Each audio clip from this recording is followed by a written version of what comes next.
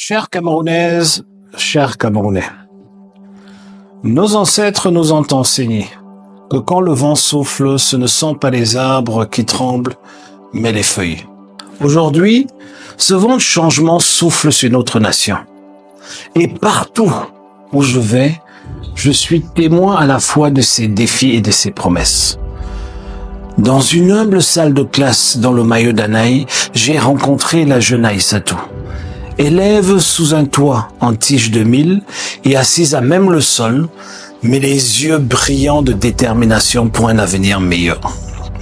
Au cœur de Douala, j'étais aux côtés des familles de Dikolo, regardant leur maison ancestrale détruite avec la complicité du gouvernement, leur esprit étant pourtant inébranlable.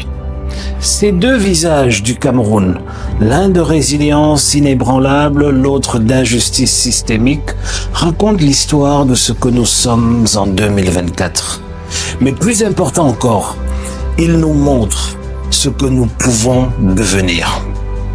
Comme l'arbre qui plie mais ne rompt pas, notre peuple a fait preuve d'une force remarquable face aux épreuves.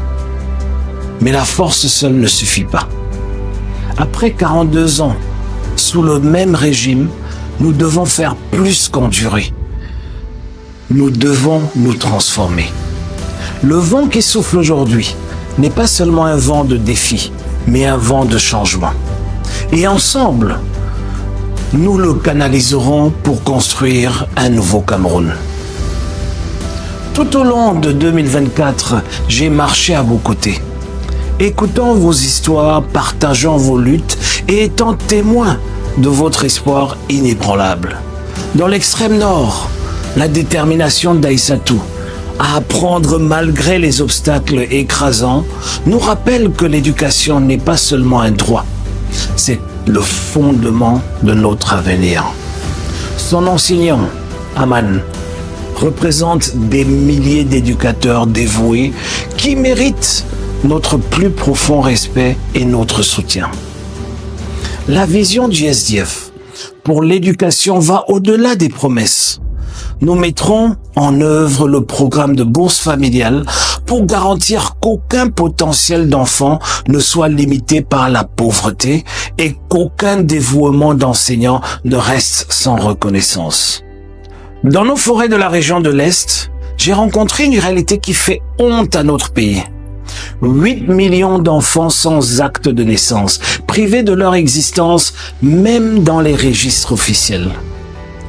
Nous avons parlé avec des parents qui ont partagé leur frustration et leur impuissance. Ce n'est pas simplement un échec bureaucratique, c'est un échec moral. Lorsque le SDF prendra le pouvoir, nous inverserons cette situation. La délivrance des actes de naissance deviendra l'obligation de notre gouvernement et non le fardeau des familles en difficulté. Nous avons aussi l'histoire de Mireille, dans la région de l'Ouest, qui illustre une autre injustice fondamentale. Née en 1975, elle ne peut toujours pas directement titrer ses terres à son nom. Son histoire résonne à travers les collines de notre pays où d'innombrables jeunes font face aux mêmes obstacles. La destruction de la communauté de Dikolo à Douala nous montre jusqu'où peut aller cette injustice lorsqu'elle n'est pas maîtrisée. Ce ne sont pas des incidents isolés, ce sont les symptômes d'un système qui a oublié sa mission de servir le peuple. Le visage changeant de notre fonction publique est apparu clairement dans ma conversation avec Serge Abéomboulou. Sa défense initiale du statu quo s'est transformée en espoir lorsque nous avons discuté de notre vision d'une fonction publique qui sert véritablement. Nous avons parlé des salaires équitables, de reconnaissance pour ceux qui servent dans nos régions les plus difficiles, d'un système de sécurité sociale qui protège tous les travailleurs, pas seulement les fonctionnaires, mais aussi les agriculteurs, les commerçants et les travailleurs indépendants. L'histoire de Mélanie dans le Mongo me hante encore. Son incapacité à obtenir une carte d'identité l'a privée des droits les plus fondamentaux de la citoyenneté. Elle ne peut ni voyager, ni travailler formellement, ni même enregistrer la naissance de son propre enfant. Quand elle a appelé cela une prison sans mur, elle parlait au nom de 12 millions de nos concitoyens. La solution du SDF est claire. Nous amènerons la délivrance des cartes nationales d'identité dans chaque mairie, brisant ces murs invisibles qui divisent notre société.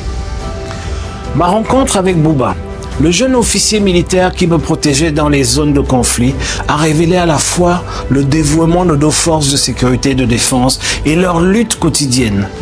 Nous avons discuté non seulement de leurs besoins en tant qu'officiers, mais aussi en tant que parents, citoyens camerounais, rêvant d'un avenir meilleur pour leurs enfants.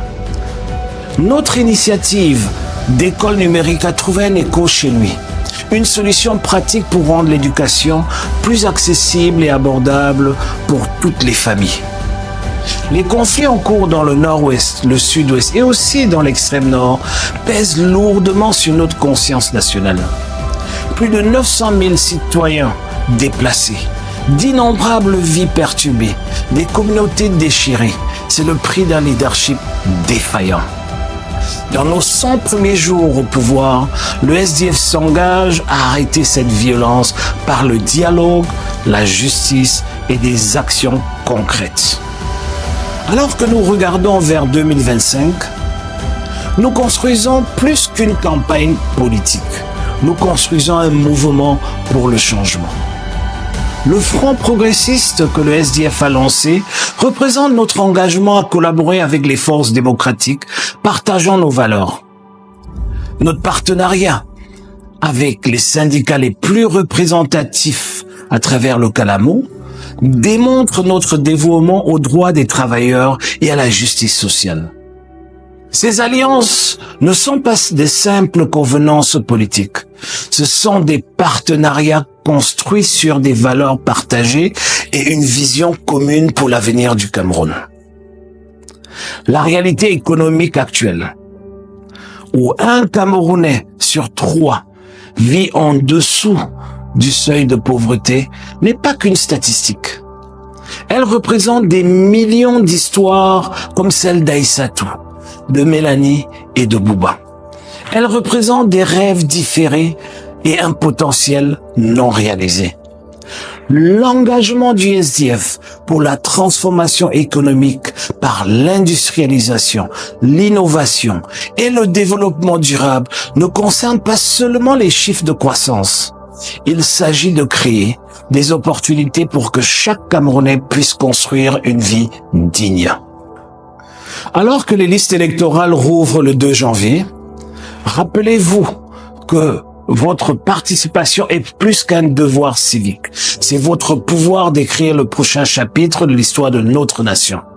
L'héritage de notre défunt président national, Ni John Fundi, qui a lutté pacifiquement pendant 3 décennies pour notre démocratie, n'exige rien de moins que notre engagement total pour le changement.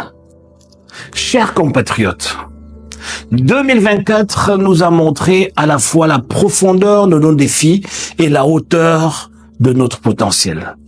En entrant en 2025, nous portons en nous non seulement l'espoir, mais la détermination.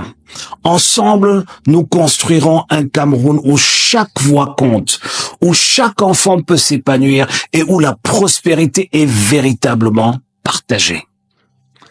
Pouvoir au peuple, bonne et heureuse année 2025, que Dieu bénisse le Cameroun.